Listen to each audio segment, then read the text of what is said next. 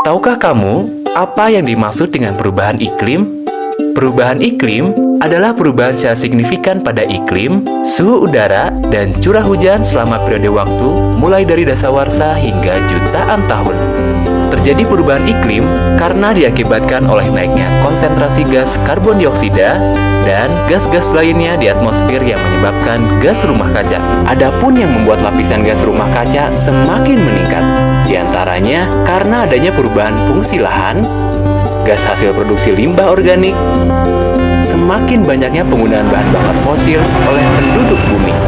Gas rumah kaca tersebut membuat lapisan secara berlebihan sehingga memerangkap panas matahari di sekitar bumi. Dan bumi yang semakin panas akan mengakibatkan kekeringan yang berkepanjangan, penyebaran wabah penyakit, gelombang badai besar, meningkatnya suhu panas di lautan, mencairnya tudung es di kutub, bencana banjir di berbagai negara, dan cuaca ekstrim.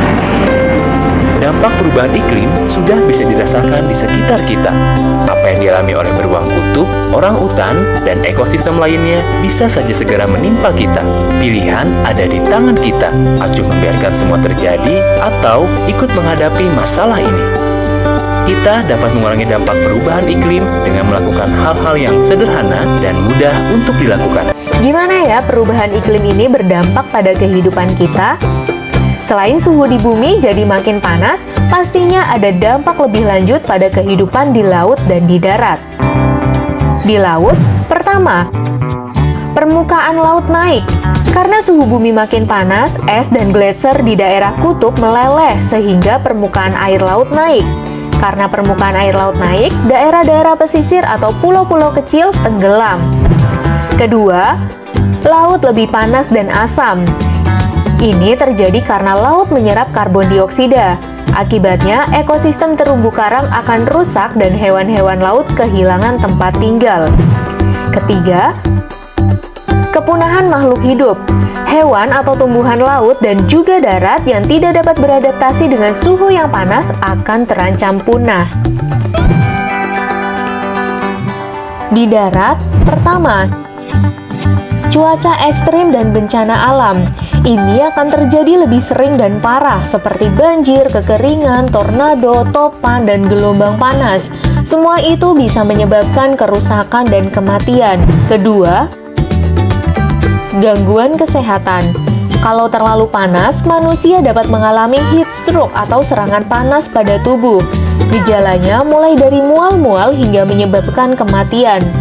Menipisnya lapisan ozon dapat menyebabkan kanker kulit dan penyakit lainnya. Ketiga, banyak wabah.